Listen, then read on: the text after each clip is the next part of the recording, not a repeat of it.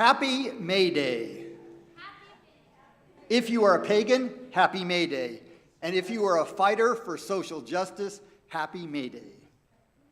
Good morning. Welcome to Shawnee Mission Unitarian Universalist Church. Whoever you are, whomever you love, wherever you are on your life's journey, you are welcome here. We are glad that you're here. And we're glad for those of you who are watching at home. Thank you for taking time from your busy lives to sit with us a while in fellowship. Visitors, it is great to see you. Visitors here in the sanctuary, please join us for coffee, cookies, and conversation in the social hall following the service. And those at home, please complete our Get in Touch form online by clicking the link below our video in our video description. We now invite everyone to greet each other in any way that they can. Elbows, if you're here. If you're joining us online, please say hello in the chat. Hello. In the chat.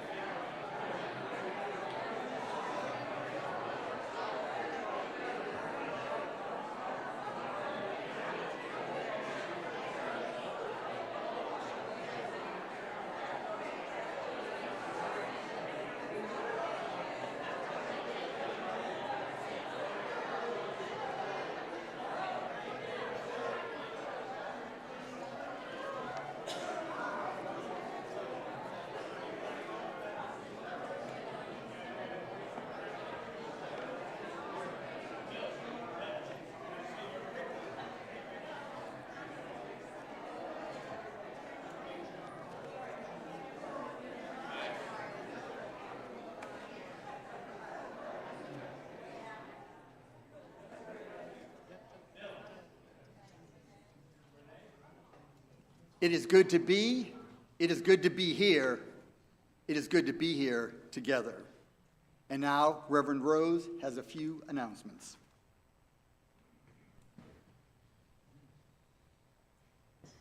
Good morning, everyone. Our first announcement is from our Donate the Plate recipient this month. And our very own Katie Agnew will be speaking to her experience in Girls on the Run.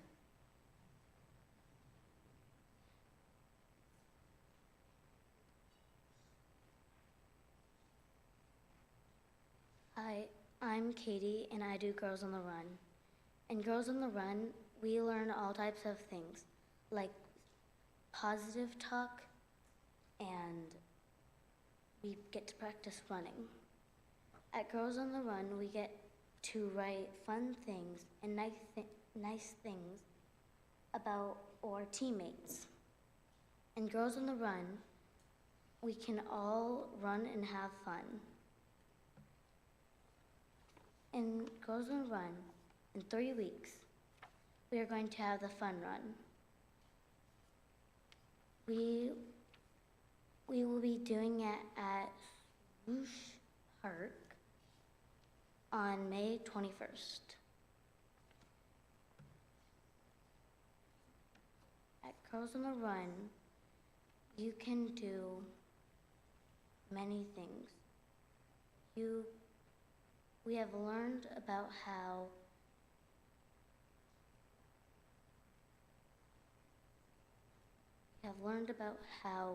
people can be kind and how you can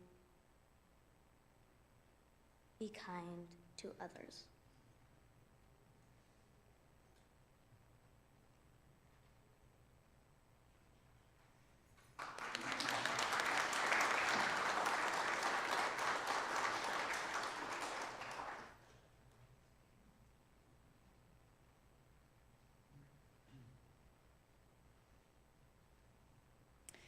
Secondly, we are so pleased to invite our guest preacher today. His name is Reverend Scott Taylor, and we're very happy to have him.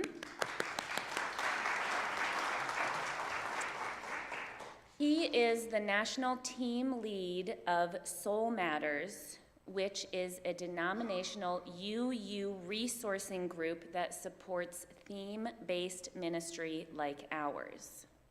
This program promotes spiritual discernment in the small group format, and in these groups, we look and listen for the ways life is speaking to us.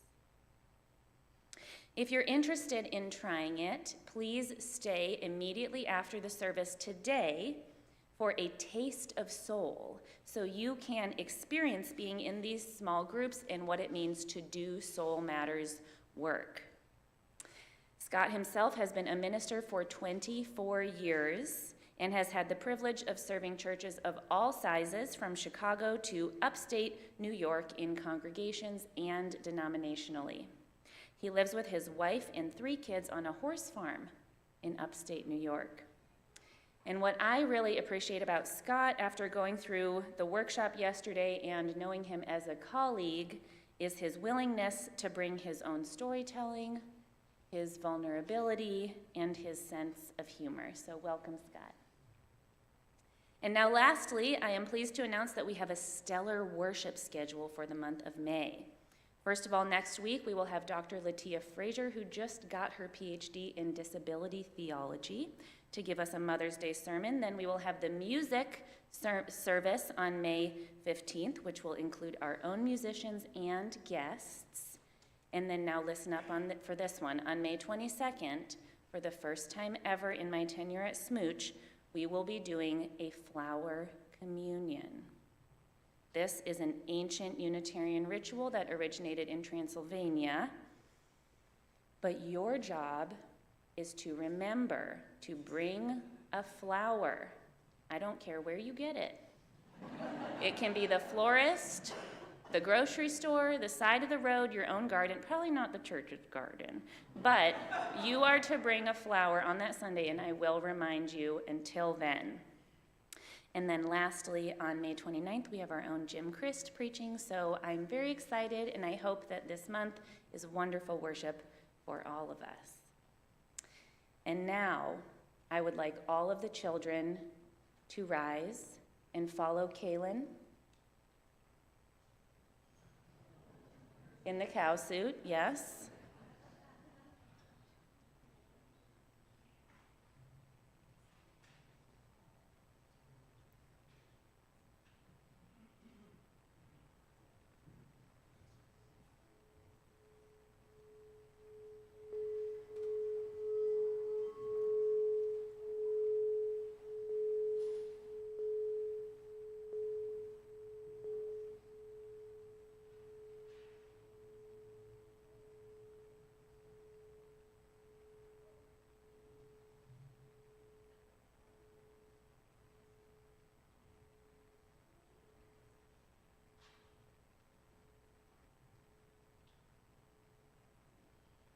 Come, let us worship the beauty in our ordinary lives. Please rise as you are willing and able for our opening hymn, Enter, Rejoice, and Come In.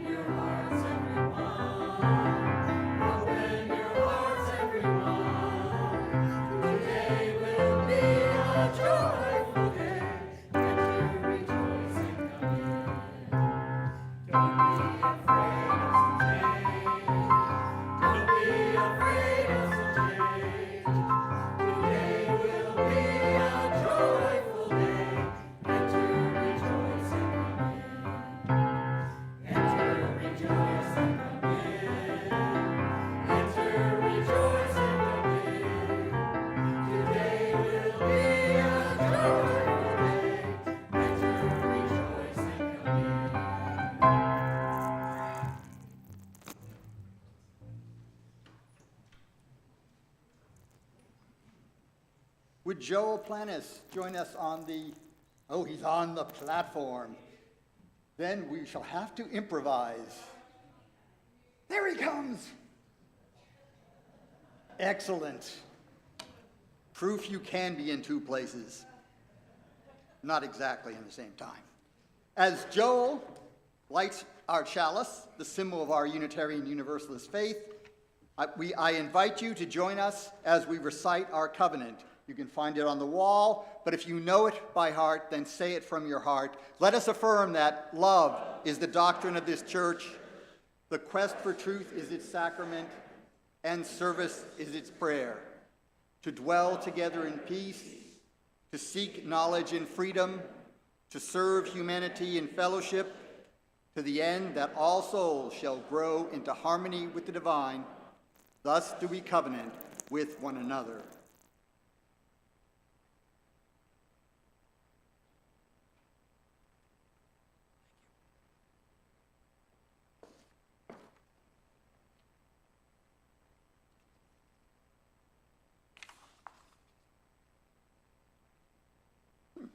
There we go. Each month, we as a community take time to reflect on a theme. The children do it in their classes, we do it here in worship and in our small groups. The theme for May is nurturing beauty. Now, I'm going to need your help with this one. First of all, let's loosen up our necks. All set? Turn your head and look to one side, right or left. Now turn your head and look to the other side. Did you see something beautiful? Raise your hand if you did. Excellent. As I see it, the first step to nurturing beauty is to notice it, to see it, to hear it, to make some connection with it. Beauty loves to be noticed. Beautiful ourselves, we love being noticed. I hope you'll keep on noticing beauty as you go through your day. And I'd like to issue you a challenge. In this service and throughout this month, notice the beauty in the hymns we sing. Notice it, embrace it, and embody it. You know what I'm asking. Sing like you were at a revival. If you haven't been to a revival, you've probably seen one on TV. For there's beauty in them thar hymns, but I think we need to work on nurturing that thar beauty.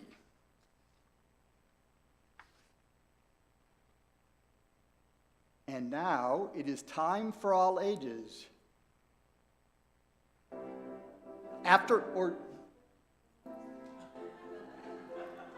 It's a meditative. Happy May Day, everybody!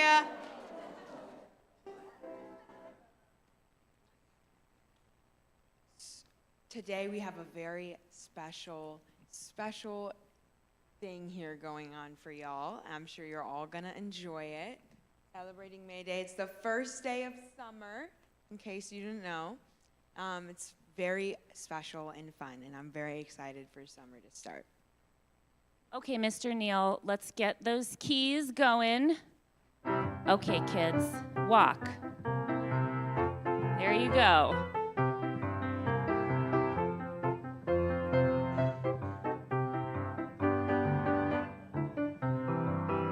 Let's give them a beat.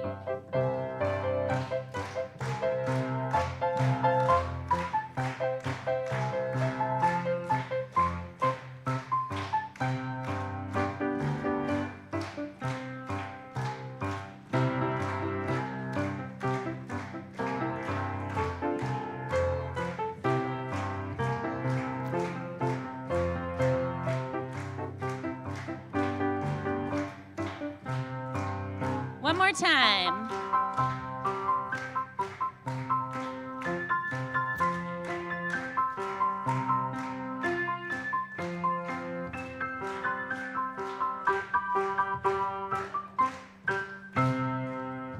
Okay, thank you, kiddos. You all did great, and now Miss Kaylin has one more little announcement for you.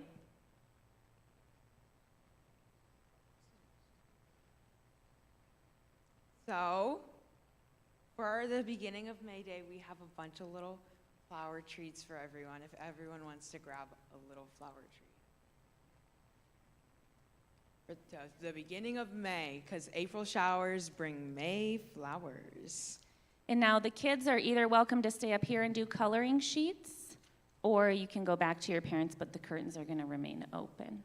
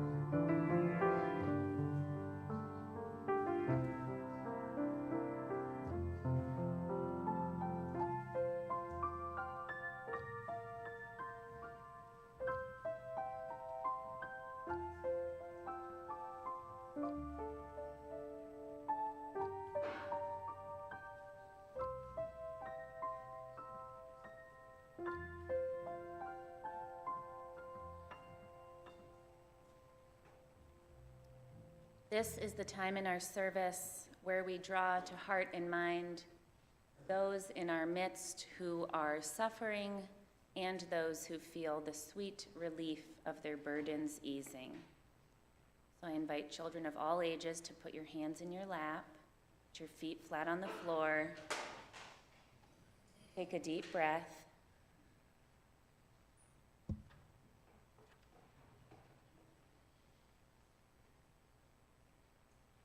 Today we think of all the ordinary, beautiful moments of connection, chaos, and love that happen.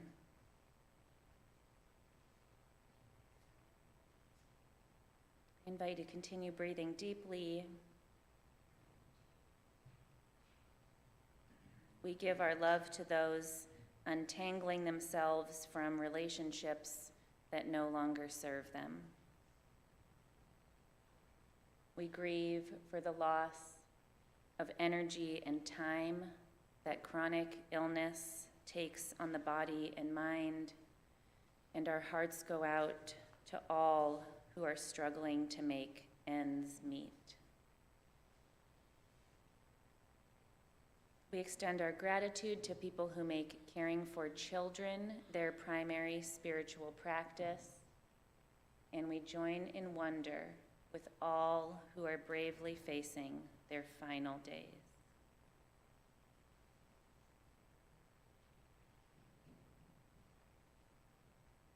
Finding a center of peace in yourself.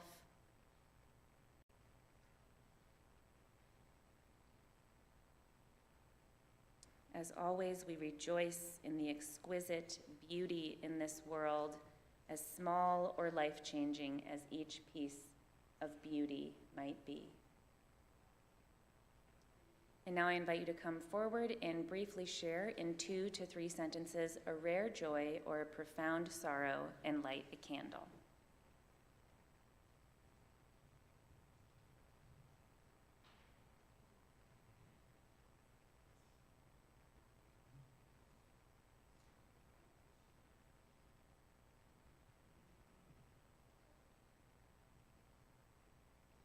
I'm Jennifer Nelson, and I'd like to light a candle of gratitude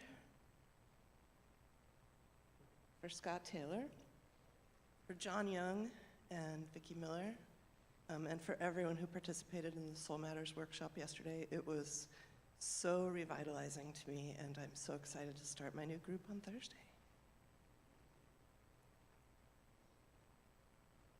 Good morning, I'm Jim Christ, and I have a candle of joy at the exquisite beauty in the world. We have a tree peony on our property. Just on the east side there, you cannot miss it. It is in full spectacular bloom, and no, you may not bring the flowers to flower communion.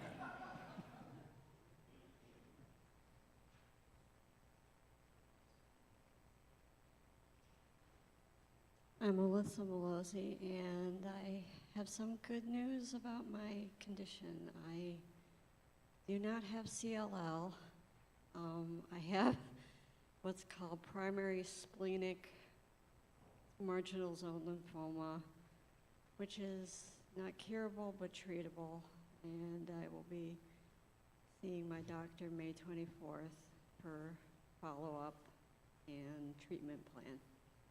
So this is just a candle of good luck.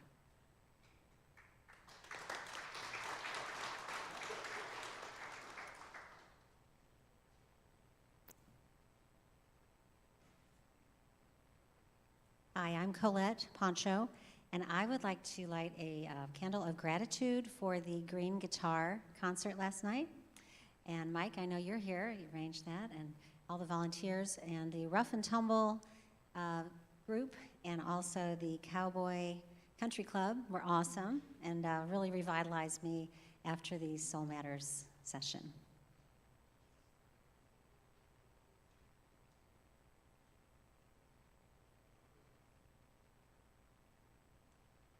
I light 2 remaining candles for all the joys and sorrows that remain unspoken in the silent sanctuaries of our hearts. And now, kiddos who can get to the floor easily want to come and drop a pebble in your joys and sorrows bowl, you're welcome to come up. It's very exciting, I guess, if you get to leap off the stage. Do you want to share what your joy or sorrow is? My joy is that my birthday's going to be on Saturday.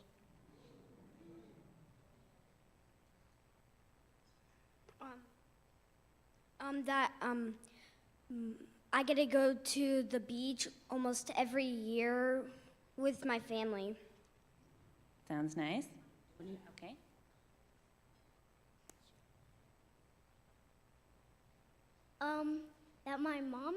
That my grandma has a sushi maker so I can make sushi. Hello. That I was able to bring my Bakugan here. Oh, nice. All right, I put 2 stones for all the joys and sorrows that remain unspoken in the silent sanctuaries of our children's hearts.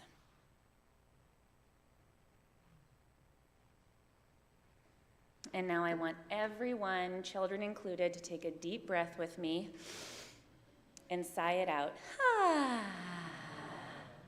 One more time.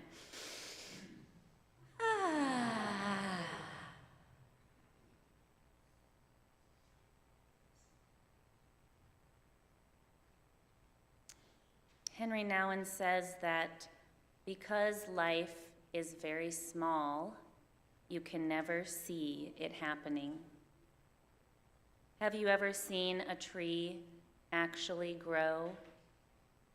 Can you see a child grow? Growth is too gentle, too tender.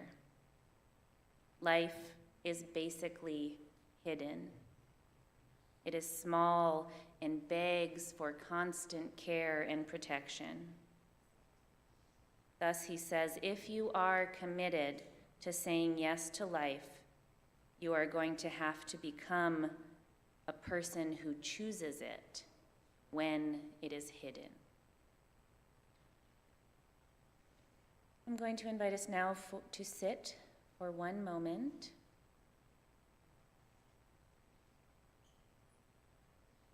Your task is to breathe deeply into your belly like it is a balloon filling with water, and breathe out like there's a spout coming out of your heart. We will do as the Buddhist monks and nuns do. If a sound distracts you, you just draw your attention back to the breath, thanking that sound for teaching you once again how to stay centered.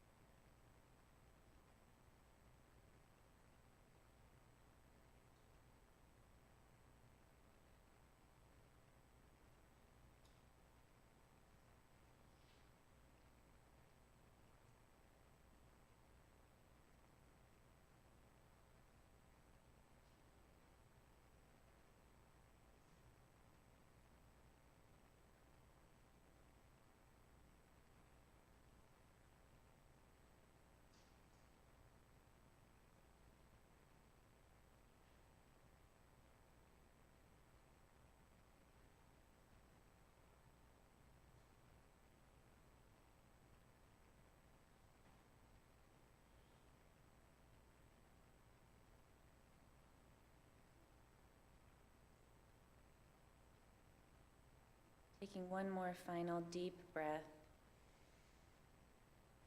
Please remain seated for our meditative hymn, From You I Receive, to You I Give.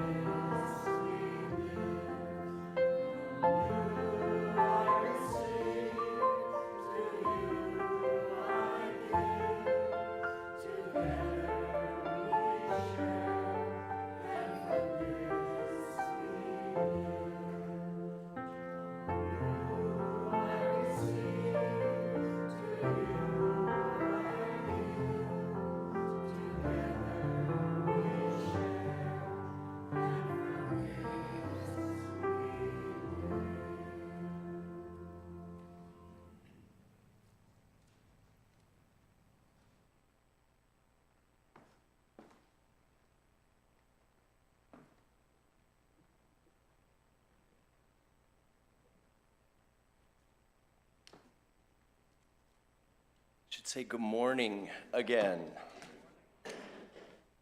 You know, I think you did much better when Rose said that to you. Good morning. Oh, look at that. That feels so good. I just want to say I'm feeling so grateful to be here today and having had the chance to be here tomorrow. It's a little odd. Usually when I go do guest preaching and speaking, I'm feeling like I'm a little stranger outside of the room, but gosh, what was it, 30 folks yesterday who are your small group leaders, getting to meet with them and have fun with them, but be vulnerable with them, also maybe a little irreverent with them at some times. It just made me feel really just connected and already feeling like a part of you, at least temporarily, or like you've welcomed me in as a close cousin. So I just really want to thank the group for that. It was a real gift. And I also, before I jump into my sermon, just want to embarrass Vicki and John. Can you at least just raise your hand up a little bit so everyone sees you? I won't make you stand up, but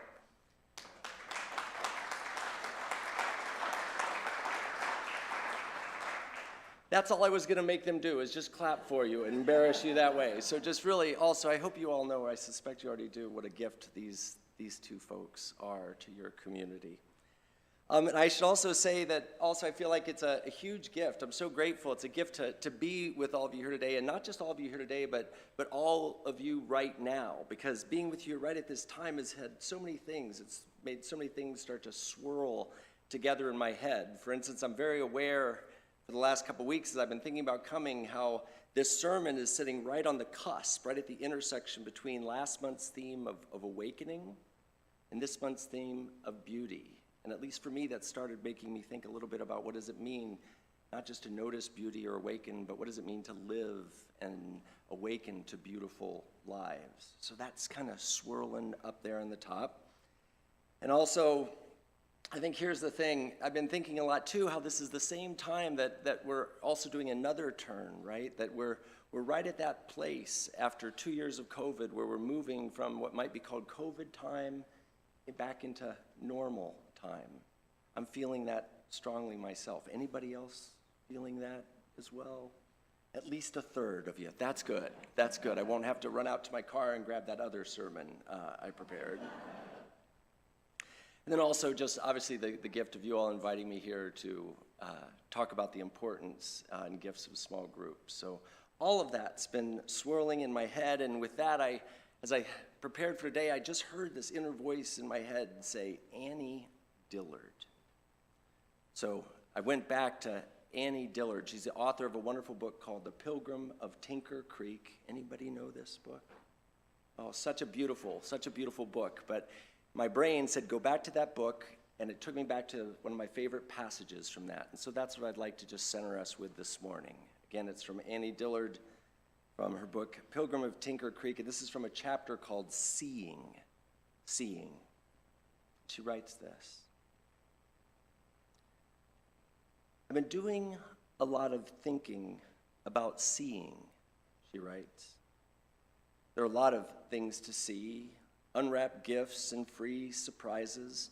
The world is fairly studded and strewn with pennies, cast broadside from a generous hand. But at this point, who gets excited about a mere penny?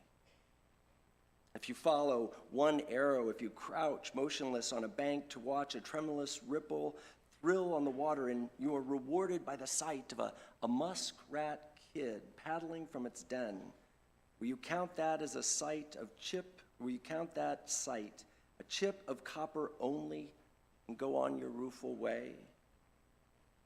It is a dire poverty indeed, she ends, when one is so malnourished and fatigued that they won't stoop to pick up a penny.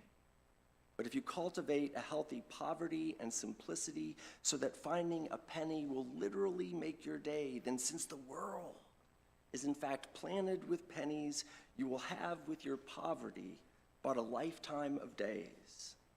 It's as simple as that. What you see is what you get.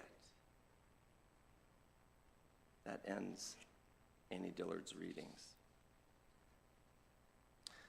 So, my father was one of those people who had trouble seeing his pennies.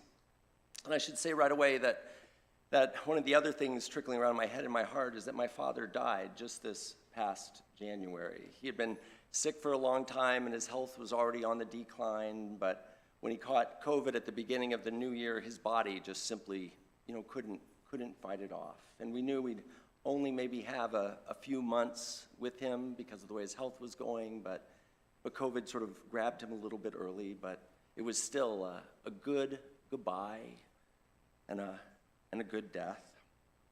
And I think, as I've been wrestling that, I think because COVID was so central to my father's death, it's probably why my grieving and goodbye process has led me back to a memory when my father's journey, when it began, when all of our journey, right, with COVID really began. Back to a phone call that I had with him then. It was a few months right into the beginning of COVID when everything was in lockdown and we were all moving into isolation. My father was also going through the same thing where he was in lockdown and isolated all by himself back in the woods in his cabin in Indiana.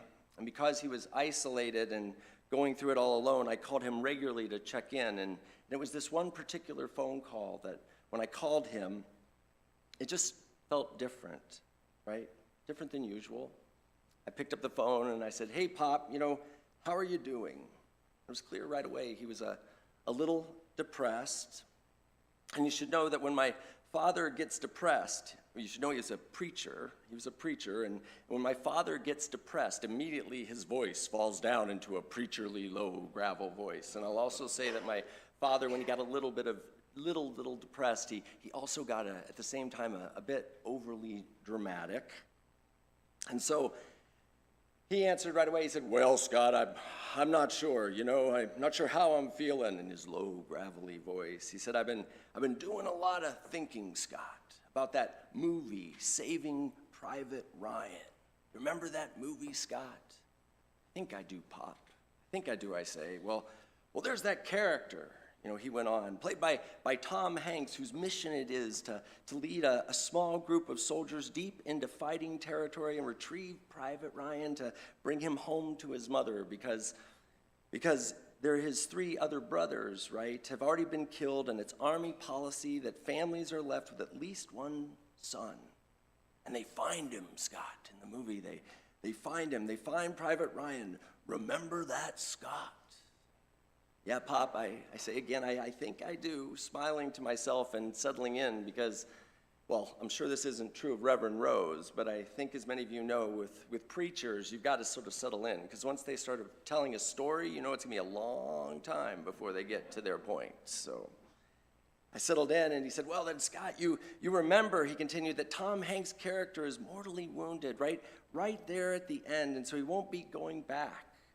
He won't be going back with Private Ryan, but before he does, Tom Hanks' character pulls Private Ryan close to him and tells him simply, you live a good life. You live a good life, son. You hear? And then at the end of the movie, do you remember what happens then, Scott? By this time, I end up saying, no, Pop, I don't remember, hoping very soon he'll get me to the end of that movie. At the end of that movie, Private Ryan returns years later, my dad said, to that cemetery where Tom Hanks' character has been buried, and you see his family in the background. They appear normal, very, very simple. And Private Ryan walks over to the grave and he lays flowers right there at the foot of Tom Hanks' character's tombstone, and he says, so, sir, I've done my best. I think I've lived a good life. I hope it's enough. I hope I've done all right. After which my father took a preacherly pause. And he said, so I got to ask, Scott. You know, I'm no Tom Hanks, and I'm no Private Ryan, but I think I've done all right. Haven't I? I think it's that last part, that hit me a little differently. Because, it wasn't at that point like the rest of my dad's story said with this drama. It was just sort of said with this quiet sadness. And thrown off by that sadness, I frankly, as I look back, I didn't quite respond as I wish I had. I said something simple and just sort of quick. And I said, so, of course, Dad, of course you've done all right. I mean, you don't have to be Tom Hanks to count Pop, I said. It's not like the prize, right, only goes to those who are movie worthy. And I ended it there. And it didn't take but a few minutes. Almost immediately after I got off the phone with my dad, Annie Dillard's Pennies, that's when Annie Dillard's Pennies and Chips of Copper popped right back into my head. And with her image, right, that wonderful image of Chips of Copper in my imagination, I found myself thinking about my dad's struggle with COVID very differently than I had been. Or maybe to be more specific, I found myself thinking differently about my dad's struggle with the depletion of COVID. You see, I think as it did, right, I think as it did for all of us, COVID had been slowly taking things away from my father, right? We all felt that, a narrowing. So my father was feeling that too, right? It was slowly taking things away. And I had assumed, right, that this removal of life, this shrinking of life was making my father think about the ultimate shrinking and removal of life, his death. Right? I'd assumed that this narrowing was causing him to look ahead and worry about the future. But instead, as I was thinking about that phone call and what he was saying and asking me, I suddenly realized that it hadn't been leaving him. COVID hadn't left him thinking ahead about the future, but it left him looking around and also looking back, assessing the past, so to speak. Or to put it another way, whereas I had thought, I really had thought that my father's main COVID question, I thought it had been, will I stay alive? But in truth, I think it was causing him, clearly, it was causing him to ask instead, has my life been of worth? Ever since then, I've been wondering if COVID left more of us with that question than any of us have really noticed or talked about. And it was also clear to me that in this moment, that one of the reasons my dad was struggling so hard with that question was, of course, right? I think one of the reasons he was struggling so hard with that was because he was trying to answer that question, am I of worth? He was trying to answer that largely through our culture's lens of worthiness, which so often, right, only puts the value on the so-called extraordinary, right? Extraordinary things, treating everything that is ordinary as only, to use Annie Dillard's phrase, a chip of copper. I mean, right, I told my dad, I said to my dad that the prize doesn't go to the movie worthy, but that's not really, right, friends, what society believes. And because of that, it was also what a big part of my father also believed. And now looking back, I really think that on that phone call, what I was witnessing was a man, right, burdened by, and maybe even haunted by, bigness. And so he wasn't, right, in that moment, able to see how many shiny pennies were actually surrounding him. And looking back now, I wish, I really do, I wish that's what I would have said to my pop on the phone. I wish I had named that burden of bigness as exactly what it is, imaginary.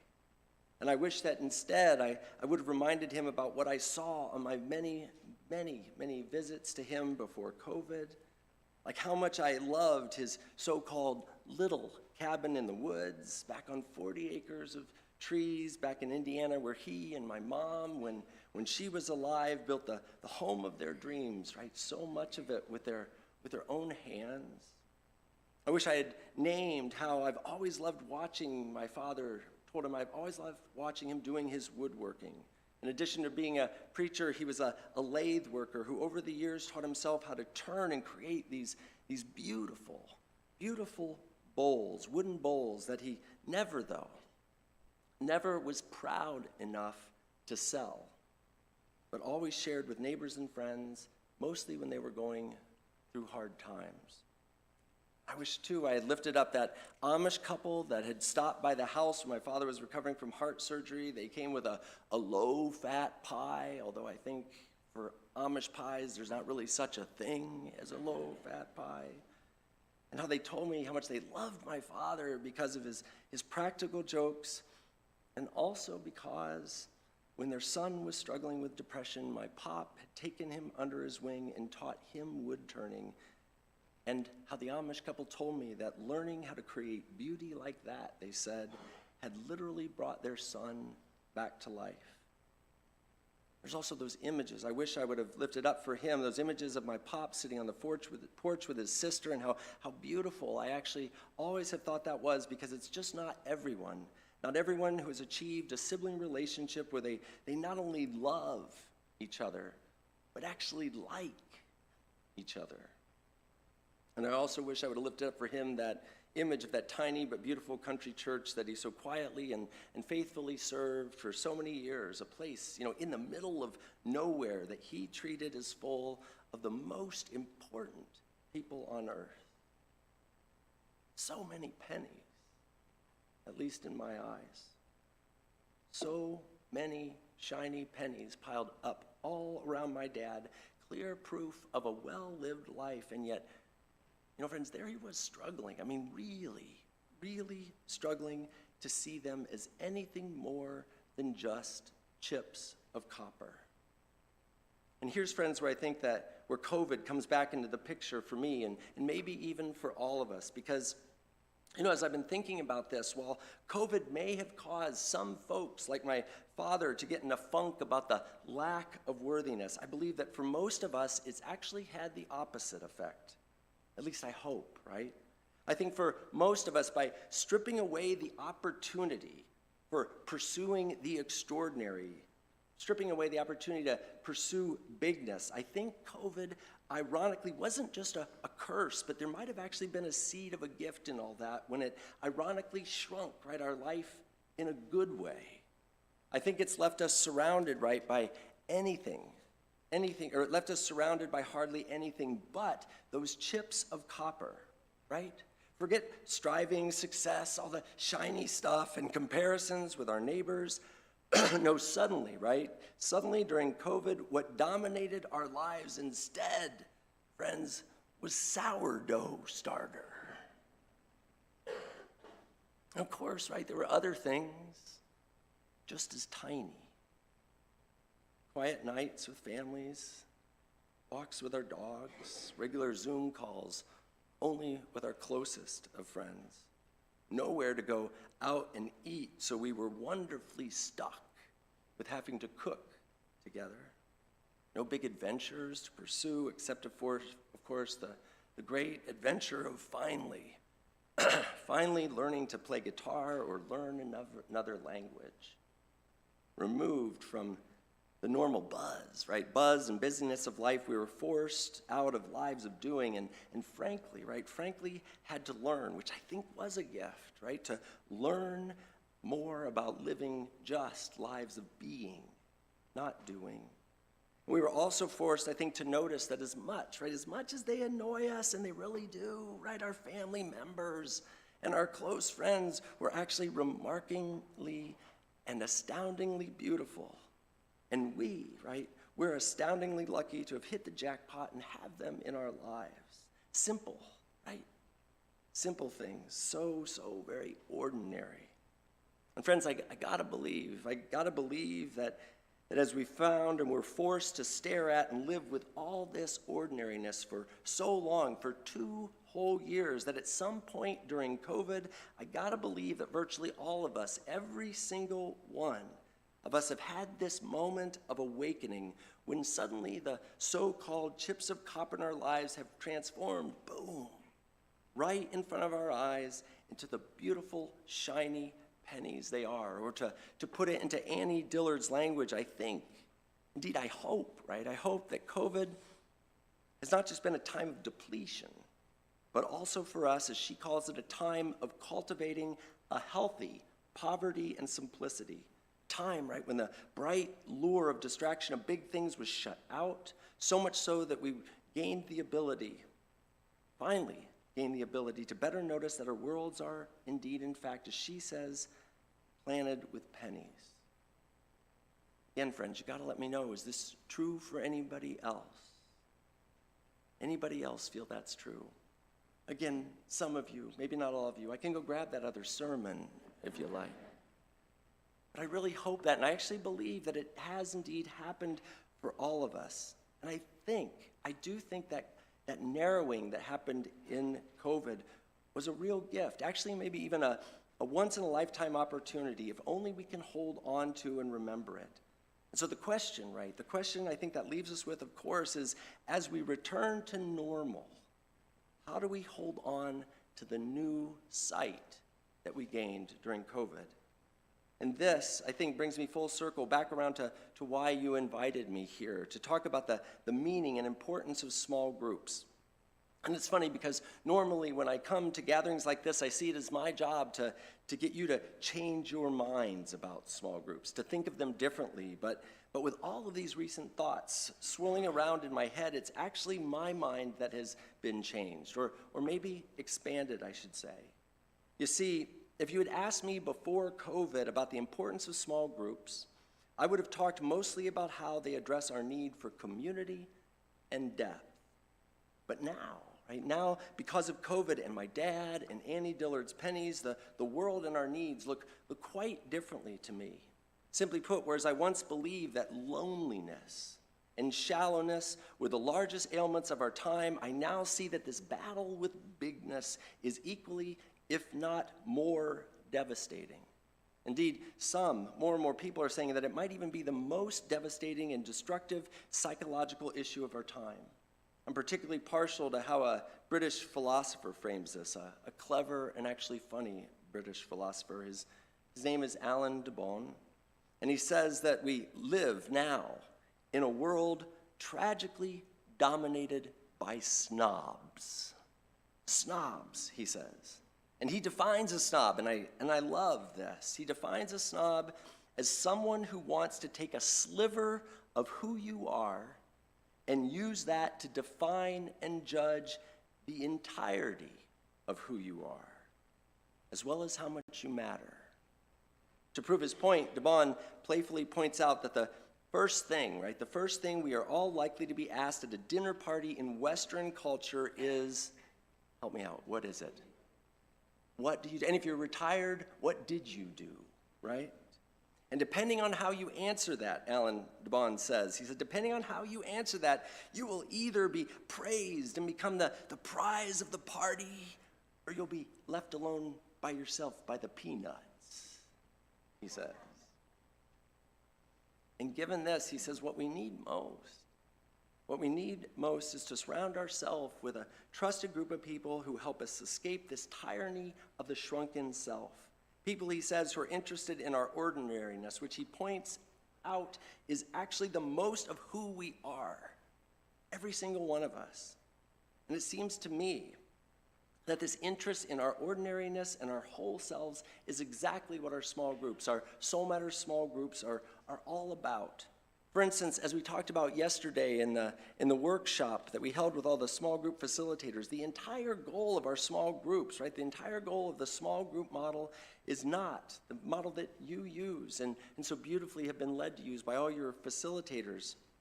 The goal of that model is not to open space, right, for our brilliant opinions and pronouncements. And oh, do we UUs love our brilliant pronouncements and opinions, right? But this is something different. It doesn't open space for that. Instead, it opens up a space to ultimately help us remember, reclaim, and reconceive forgotten parts of ourselves. Which is kind of odd, right, when you think about it, because on one level, all we are doing in our groups is gathering ordinary people to talk about ordinary things using ordinary stories. But what we do with it, right, I think, and this is why it has my heart, what we do with it is magic, right? And it's also simple magic, because all you do, all the people in my group do for me, all they do is I hold up the ordinary stories of mine is witness them. Witness. You don't judge it, right? The folks in my group don't judge it, they don't evaluate it, they don't try to trump it. No, all they do is this tiny, simple, almost nothing little thing called witnessing it. But when you do that, when folks do that for the person sharing the story, sharing that seemingly tiny thing, suddenly, consciously or unconsciously, it communicates to me that this tiny, tiny, ordinary piece of my life is worthy of being witnessed. Does that make sense? Suddenly it occurs to me that this thing that I thought was ordinary is actually worthy of being witnessed. And that in turn causes this crazy magical thing to happen when I suddenly start seeing that ordinary thing of mine differently. I suddenly notice it has this shine. And then, as is our process in small groups, you don't just stop with witnessing my tiny ordinary story. No, you go on to tell me how that story of mine serves as this doorway for you, a doorway back in time to reclaim forgotten wisdom, or inside to reclaim forgotten wisdom or forgotten memories.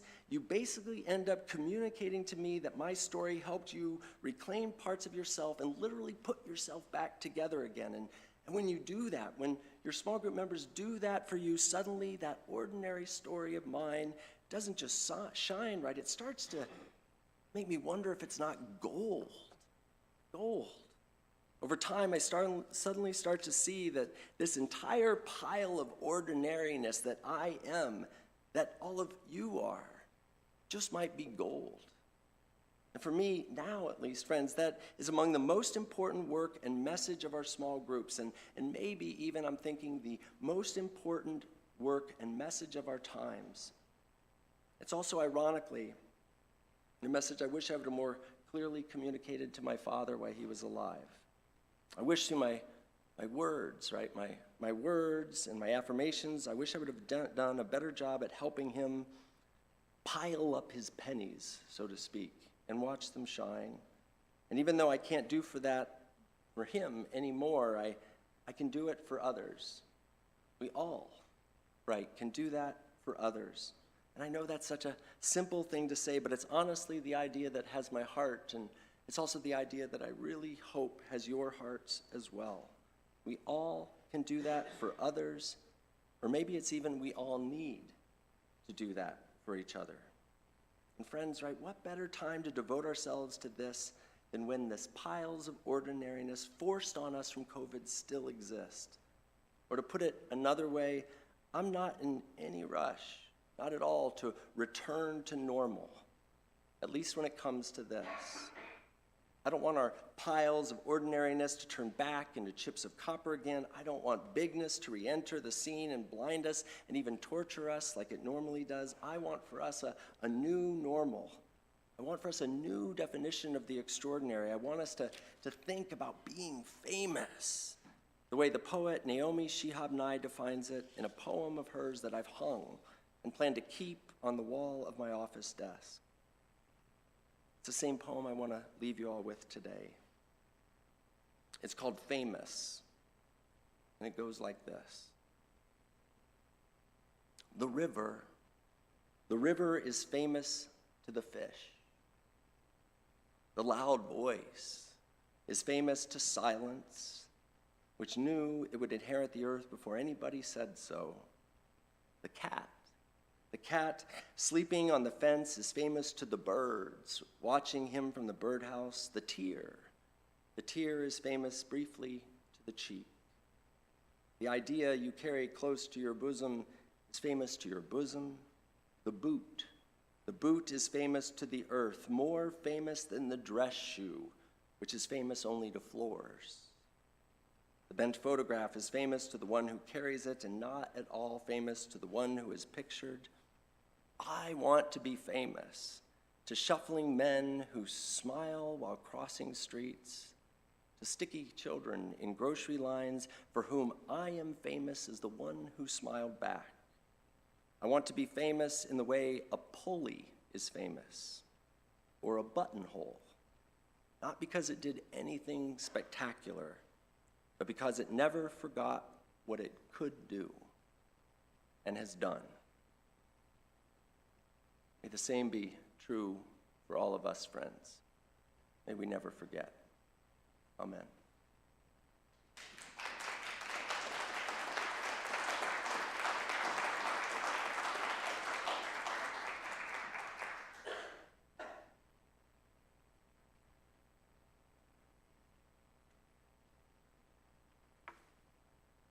First, I'd like to thank Reverend Taylor for his service and sermon.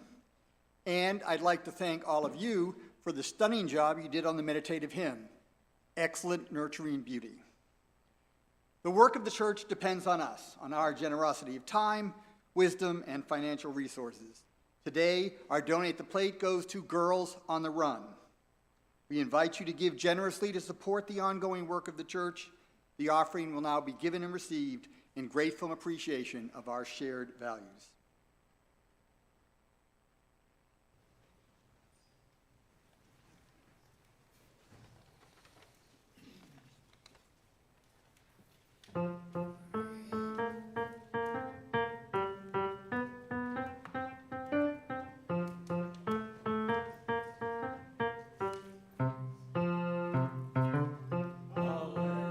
Hallelujah, hallelujah, hallelujah, hallelujah.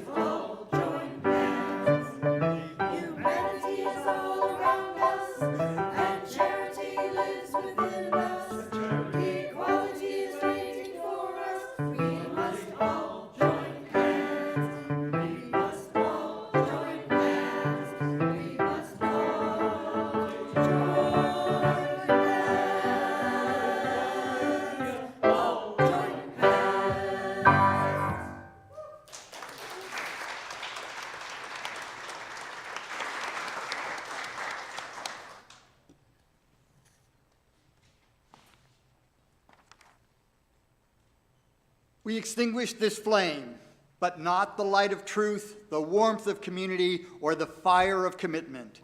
These we carry in our hearts until we are together again. Please rise as you are willing and able for our final hymn, number 6, Just As Long As I Have Breath. And if all the children would please come to the chancel and join Reverend Rose, that would be great. We have something special planned. All the children come on up front.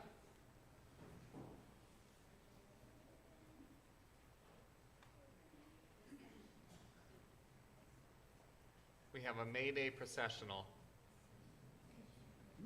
We may end up singing this hymn a few times, so slide deck operators, take us back if we need to. Here we go. 1 and 2.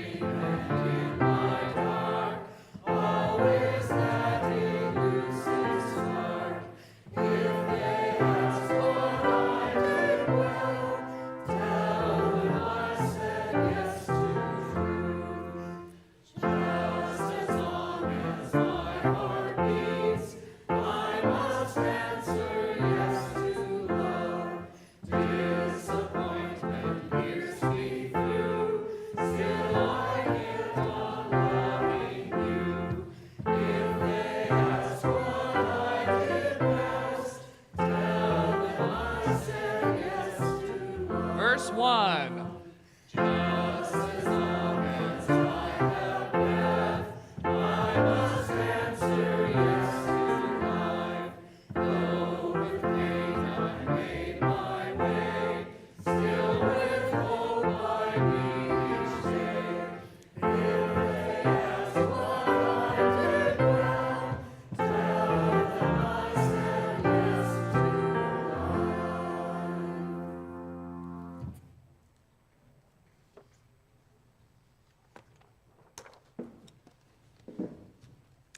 Beloved buttonholes and useful pieces, may you find time this week to look and listen to life. If you would like to stay for a taste of soul, we will be doing it after you get your coffee, about 20 minutes in here with me and Reverend Scott. Go in peace.